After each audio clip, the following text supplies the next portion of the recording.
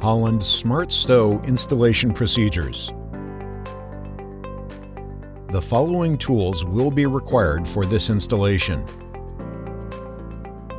Note: additional mounting hardware and tools may be required depending on your exact vehicle configuration. Preparation. Begin by making sure the vehicle is off. Then, chock the wheels. Next, fully drain all of the tractor air tanks. Remove the electrical cable and glad hands from the existing hanger and set aside. Carefully remove the existing hanger bracket, saving the mounting hardware for reuse. Bracket and control box installation. To begin installation, we'll secure the SmartSTO mounting plate to the tractor. The SmartSTO mounting plate is designed to be affixed to the existing 3 mounting holes. First, insert the 4.5-inch 7/16 by 14 bolts included in the kit through the rear of the mounting bracket as shown here. Using the bolts saved from the previous bracket, attach the SmartSTO mounting plate to the tractor. Hand tighten the bolts at first. Ensure that the bolts do not bottom out before the mounting plate is secured. If needed, add washers to each bolt to avoid bottoming out, so that the mounting plate bolts can be fully tightened. Note: if washers are added, check to ensure that the mounting bolt heads don't extend past the mounting plate face and interfere with the SmartSTO control box once attached. If the bolt heads extend too far, you will have to source slightly shorter bolts to avoid interference. Once a proper fit has been established, remove each bolt and apply Loctite 242 and then hand tighten them again. Torque each bolt according to the specifications shown. Next, slide the SmartSTO control box onto the mounting bracket bolts and hand tighten nylon insert lock nuts to each bolt end. Lastly, use a 5/8-inch box end wrench to hold each bolt head while torquing the nuts to 35 to 50 pound-feet. Valve and airline installation. Caution: if not completed at the beginning of this procedure, ensure that all of the tractor air tanks have been fully drained. Begin by installing the 1/4-inch to 1/2-inch hex nipple and 1/4-inch push-to-connect fitting into the pressure protection valve from the kit. Note: make sure to note the airflow direction indicator on the pressure protection valve when installing the fittings. Apply thread sealant to the hex nipple and install into the air inlet side of the pressure protection valve. Hand tighten to begin, and then fully tighten using a 7/8-inch wrench. Apply thread sealant to the 1/4-inch push-to-connect fitting and install into the air outlet side of the pressure protection valve. Hand tighten to begin, and then fully tighten with an 11/32 wrench. Recheck the airflow direction before proceeding. Next, locate a tractor air tank with unused ports where the pressure protection valve can be installed. The tractor air tanks will be in varying locations based on OEM and tractor spec. When available, it may be easier to utilize a service bay with a pit to access the tractor air tanks. Once a suitable tank has been located, carefully remove the plug from the highest unused port available.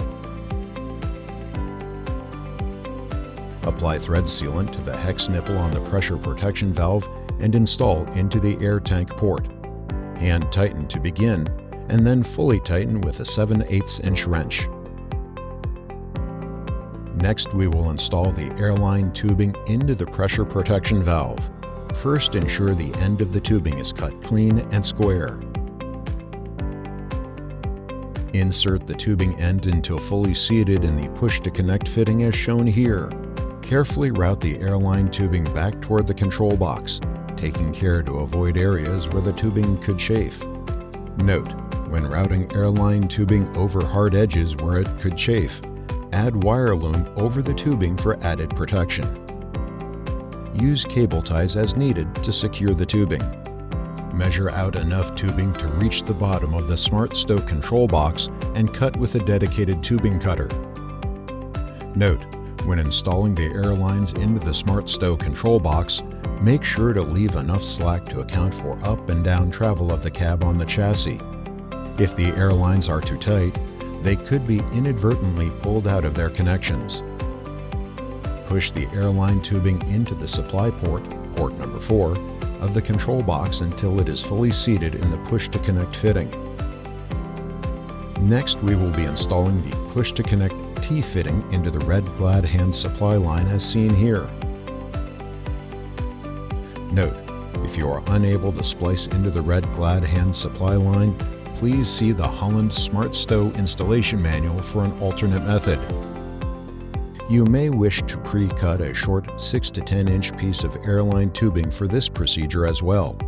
First, remove the existing red gladhands supply line and ensure the tubing end remains clean and cut square. If needed, recut the end of the tubing. Insert the existing emergency supply line into one end of the T-fitting.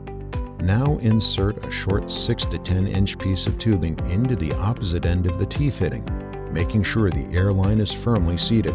Then insert back into the red gladhands supply port.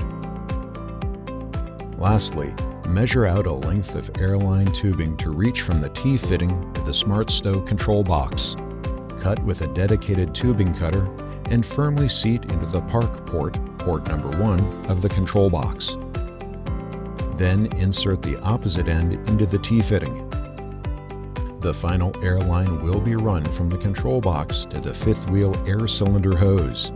Begin by inserting one end of the remaining airline tubing into the fifth wheel port, port number 2, of the control box. Route the air line through the chassis to the fifth wheel air cylinder hose, taking care to avoid areas where the airline could chafe. Remove the existing fifth wheel air cylinder line and cap it off. Using a dedicated tubing cutter, cut the end of the new air line and firmly seat into the fifth wheel air release supply line port as shown here. Note, if the fifth wheel features a sliding air release base, ensure that you are plugging into the fifth wheel top plate air release supply port and not the sliding base supply port. Note, if the tractor OEM utilizes a 3/8 inch airline, you may need to add an adapter for the SmartSTO 1/4 inch airline tubing. Lastly, secure all of the airlines with cable ties, ensuring none of the lines can chafe due to vehicle movement and vibration. Inspection and testing. Start the vehicle and wait for the air system to fully charge.